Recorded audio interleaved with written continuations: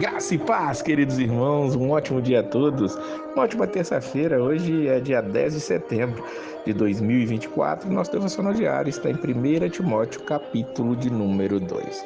Timóteo aqui vai ser instruído por Paulo a estar ensinando a oração. Paulo recomenda que se façam súplicas, orações, intercessões e ações de graças por todos os homens, pelos reis, os que exercem autoridade. Para quê? Para que tenhamos uma vida tranquila e pacífica, com toda piedade e dignidade. Isso é bom e agradável diante de Deus.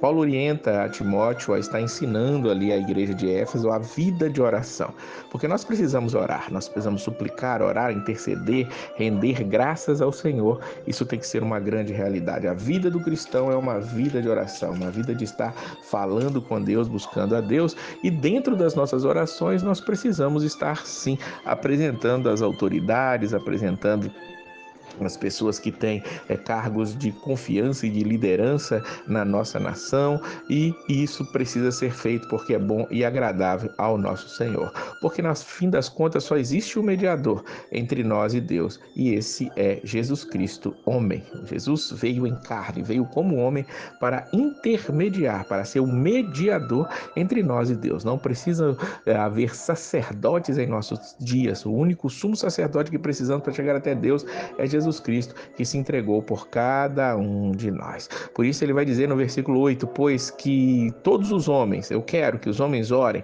em todo lugar, levantando as mãos santas, sem ira e sem discussões ou sem contendas, como dizem outras versões. Então, a oração precisa ser feita em todo lugar, em todos os lugares, precisamos orar sem ira, sem contenda, intercedendo e orando uns pelos outros. No finalzinho aqui, Paulo vai dar orientação a Timóteo sobre a questão das mulheres. Primeiro ele vai falar sobre a questão de como elas devem se vestir. Ele diz que as mulheres se vistam modestamente, com decência e discrição, não adornando com tranças, ouro, pérolas, roupas caras, mas com boas obras, como convém a mulheres que professam adorar a Deus.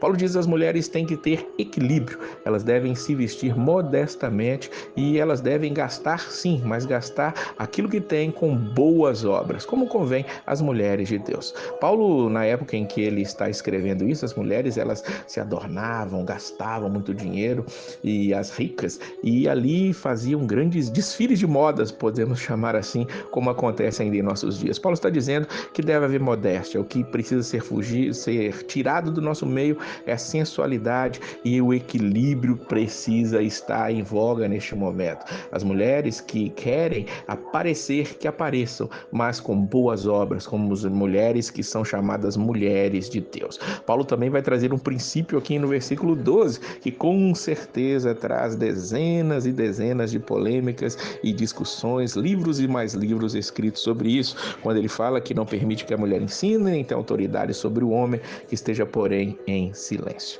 Aqui, o que Paulo vem trazer é um princípio acerca da questão da autoridade da mulher sobre o homem. Claro, as mulheres, elas podem pregar, podem profetizar, senão nós teríamos que retirar alguns outros versículos da Bíblia. Mas o que Paulo está determinando aqui é que num culto público, num culto, na adoração a Deus, na igreja, a mulher ela não deve ter autoridade sobre o homem. Ela precisa estar ali em submissão ao homem, a um pastor, a um líder que está diante dela. Sei que esta é uma questão polêmica, muitos não vão concordar com isso, mas o que Paulo está deixando claro para nós aqui é que a mulher, ela precisa sim estar ali ao lado. O ministério de mulheres na Bíblia, ele é muito grande. Foram elas que auxiliaram Jesus, auxiliaram Paulo, muitas se converteram, as filhas de Filipe profetizavam, existem mulheres que sim ensinavam ali, você vai ver a mãe de Timóteo ensinando a ele, a sua avó, nós vamos ver Priscila junto com seu marido Áquila ensinando Apolo,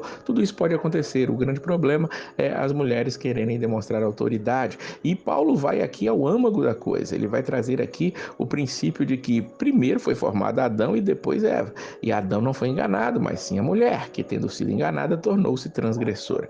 Paulo não está dizendo aqui que as mulheres são inferiores aos homens, não. Muito provavelmente, dentro do que ele quer dizer aqui, é que a mulher, ela quis tomar a dianteira ali de Adão, ou seja, ela foi quem primeiro comeu daquele fruto, foi ela que foi enganada pela serpente. Não que Adão também não entrou nesse processo, porque ele comeu ali sem ter sido ludibriado pela serpente, mas no fim das contas, Eva, ela ela devia ter colocado-se no papel de que aquela que foi tirada do homem e não ter aceitado aquele fruto, o fruto proibido ali, o fruto da árvore do conhecimento do bem e do mal. No fim das contas, o que Paulo vai dizer é que a mulher será salva dando à luz filhos. Não quer dizer que as estéreis elas não tenham o poder da salvação, não tenham condições de ser salvas. O que Paulo quer dizer aqui é que as mulheres têm sim o lugar onde elas podem estar ali ministrando, ensinando, que é nos seus lares, é nas suas casas, com seus maridos e os seus filhos.